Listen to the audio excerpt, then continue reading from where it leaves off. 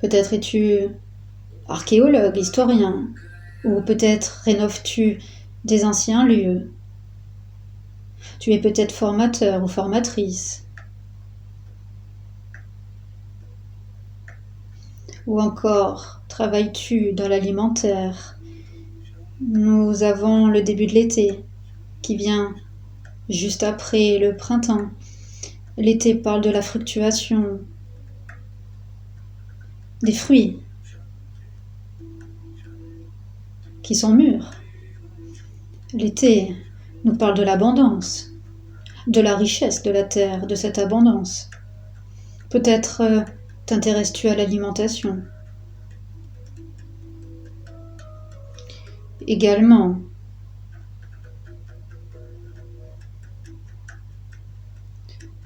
si tu es thérapeute, tu peux t'intéresser aussi à la mémoire des lieux, à la mémoire de nos ancêtres.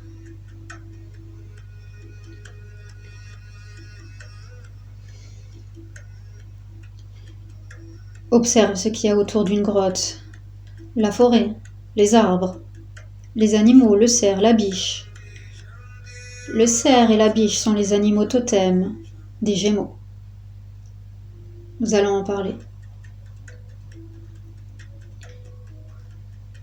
Nous y retrouvons de l'eau à proximité, une cascade, ou alors une rivière, ou une fontaine, ou même la mer, l'océan. Tu vas comprendre. Le signe des Gémeaux est considéré comme un signe d'air, et le signe du Cancer qui vient juste après est un signe d'eau. Et le signe précédent est un signe de terre. Et bien sûr, comme nous le savons, en lettres se trouvent tous les éléments, le feu, la terre, l'air, l'eau, les terres. Je ne les ai peut-être pas dit dans l'ordre, mais chaque mois, chaque signe astrologique a un élément qui se distingue. C'est pour les différencier. Le signe d'air des Gémeaux nous parle du souffle, de la respiration. Nous en revenons encore à la respiration abdominale, à l'intériorité, également à la respiration par le nez et par la bouche. La grotte peut également nous rappeler la bouche et le nez, mais elle parle particulièrement de la matrice de la femme. Ce n'est pas moi qui l'invente. Peut-être travailles-tu en lien avec les accouchements, si tu es sage-femme ou si tu proposes des projets. Travailles-tu peut-être en lien avec la musique, avec l'art, la beauté. Nous pouvons établir de nombreux liens. Tu es peut-être jardinier, en lien avec la nature.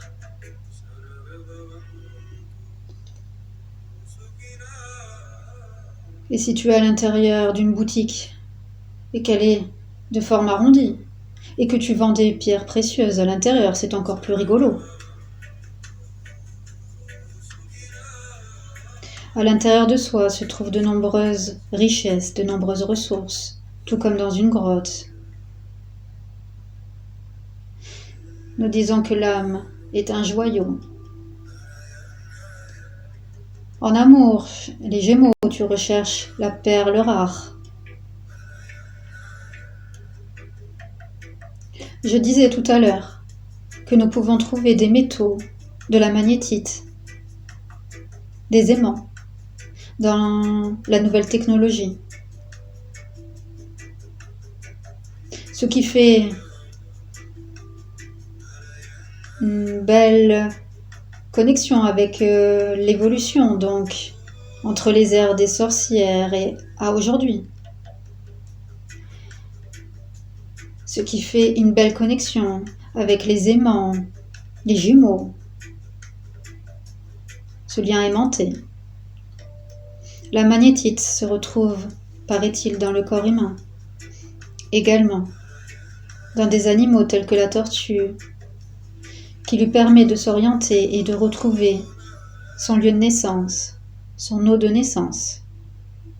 Sa carapace rappelle encore une fois l'intériorité, la grotte. Quand la tortue rentre sa tête dans sa carapace, elle rentre dans son intériorité. Elle se protège. La grotte est un lieu de protection.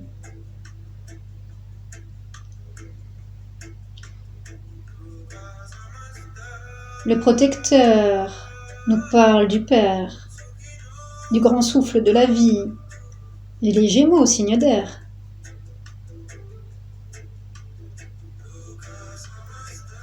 Également, du gardien.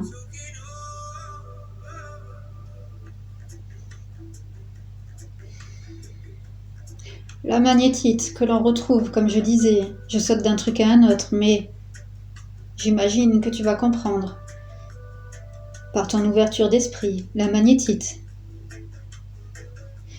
se retrouve également dans les boussoles. La boussole qui nous renvoie à notre propre boussole intérieure, à notre orientation. Je parlais de l'orientation des tortues qui retrouvent leur lieu de naissance. Nous avons encore une connexion avec la naissance. Quand une femme est enceinte, elle est dans une période de transformation, n'est-ce pas? C'est la transformation. Quand nous passons du printemps à l'été, c'est une transformation.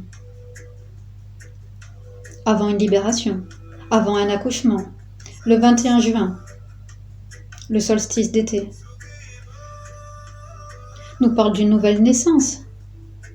Ce n'est pas moi qui l'invente.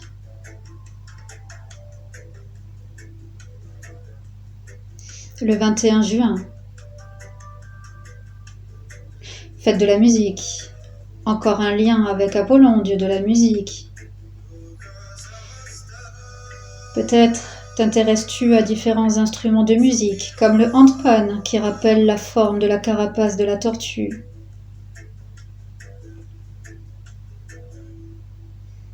Également, le didgeridoo, qui nous rappelle les sons cosmiques reliés au Père.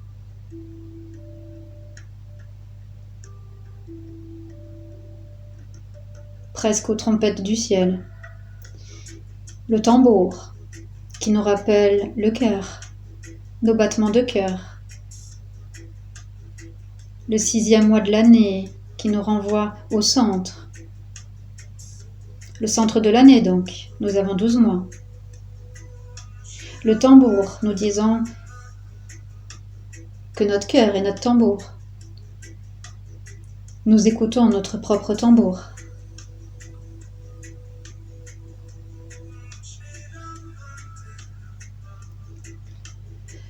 Le tambour a également une forme arrondie.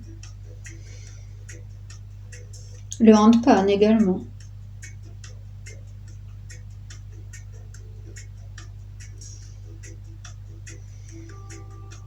D'autres instruments de musique qui peut te parler. Je disais tout à l'heure que Apollon est connu pour la lyre. L'instrument de musique, c'est un instrument ancien. On retrouve des cordes. Donc peut-être es-tu violoniste. Ce serait rigolo.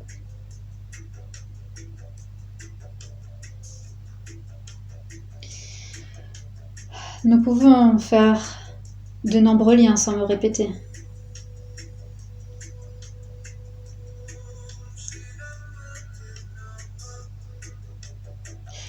Financier.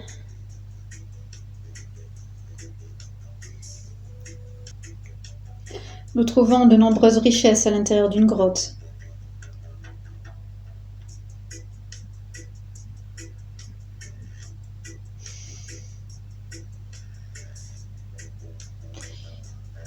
Les Gémeaux auraient été nourris, selon la mythologie grecque, Apollon et Artémis donc, et d'autres jumeaux.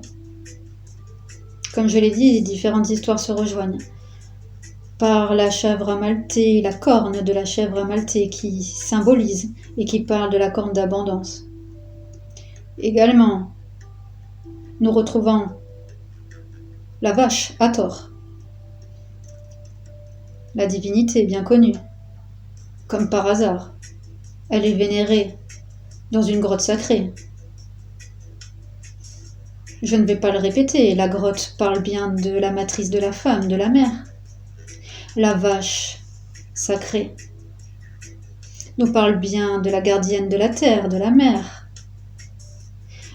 Avec son lait, elle nous parle de l'abondance. Petit clin d'œil au signe des taureaux qui précède le signe des Gémeaux. Petit clin d'œil également. As-tu observé que dans une grotte, nous pouvons voir des animaux en peinture, des gravures rupestres, tels que les vaches, les taureaux, ou encore les cerfs et les biches, ton animal totem selon les cultures, et le cerf et la biche. Le cerf nous parle de beaucoup de choses, et la biche également. L'animal nous parle de l'instinct, la spiritualité, le gardien, le protecteur. Pour le cerf et la biche. Le cerf nous parle plus des énergies masculines et la biche plus des énergies féminines. On retrouve encore cet équilibre. Le père et la mère. Le féminin, le masculin. Le cerf est connu pour sa vision fine. Nous retrouvons un lien avec le chakra du troisième œil. Il détecte le moindre mouvement. Nous parlons là des sens, de son intuition, de cette connexion fine. Le flair, bien connu du cerf, nous rappelle la respiration, en lien avec le signe des Gémeaux, signe d'air. Le souffle. Le cerf nous parle des cycles de la vie, du cycle de la vie. J'en reviens au cycle. J'ai parlé des calendriers tout à l'heure. Nous pouvons également parler du cycle des femmes, des différents cycles, par ces bois qui se renouvellent. Je ne peux pas être plus clair. La biche nous parle de la douceur, de la spiritualité, de l'intuition. C'est également une gardienne. Elle nous parle de l'amour maternel. Elle nous parle des projets, des accouchements, entre guillemets. Elle nous parle surtout de la douceur féminine, de cette sensibilité et de cette beauté. Ne dit-on pas « elle a des yeux de biche » pour parler du beau regard d'une femme? Nous en revenons à la vision, à la vue. Ces animaux totems, selon les cultures, représentent bien le signe des Gémeaux. Ils sont indépendants, discrets, communicatifs, oui. Parfois, il arrive au cerf de frotter ses bois contre les arbres. Ils peuvent être un petit peu jaloux par moments. Si un autre cerf s'approche de la biche, ils sont protecteurs, gardiens. Observe la nature, observe les animaux. Je parle des animaux. Nous parlions de Artémis qui est déesse. Donc je ne vais pas me répéter, mais il y a un lien avec les animaux, la nature. Peut-être travailles-tu en lien avec les animaux.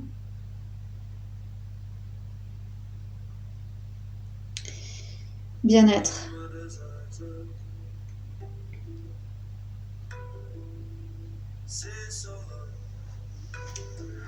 Avant de parler du bien-être, je ne sais pas si j'ai fini sur le financier qui parle des averses d'abondance. l'abondance de l'été. L'été nous parle de la fluctuation, de cette richesse de la terre. Donc, tu peux avoir une certaine chance en restant positive. Bien-être. Quelques conseils bien-être. La respiration consciente, la méditation, l'observation, l'éveil des sens, l'écoute, la connexion avec le guide ou la guide en soi, l'amour. Tu peux pratiquer une activité comme le yoga. On voit les postures de la nature, la montagne, également la posture d'animaux. On peut encore faire des liens avec les jumeaux Artémis et Apollon. La posture de l'enfant qui nous parle encore une fois de la naissance, de l'enfant intérieur. Tu peux ressentir l'enfant intérieur en toi. Également, protège ta vue. Repose ta vue des écrans. Si tu travailles devant un écran d'ordinateur, limite les temps d'écran ou alors tu peux mettre un film peut-être protecteur ou des lunettes de repos. Marcher dans la nature. Te promener dans des lieux naturels, marcher sur le sable, marcher les pieds dans l'eau, près de la mer ou de l'océan, nager, te promener dans des jardins zen, te ressourcer près des cascades, marcher dans la forêt, poser tes mains sur les arbres. Leur bois te rappellera ton animal totem. Également,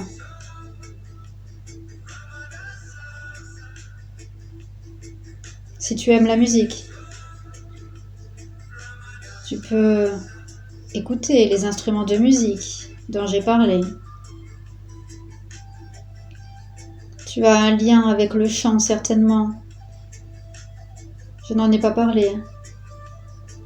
Le chakra de la gorge, de la communication, du signe des taureaux, qui parle de la gorge donc et du chant. Si tu aimes le chant, la musique, tu peux t'occasionner des moments de chant, de détente, écouter le chant des oiseaux, te ressourcer au soleil, élever ton taux vibratoire, ton énergie, apaiser tes pensées. Et enfin,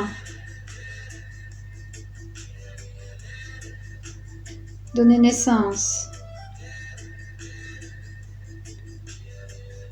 à tes projets, te rappeler de ton enfant intérieur, donner vie à l'amour.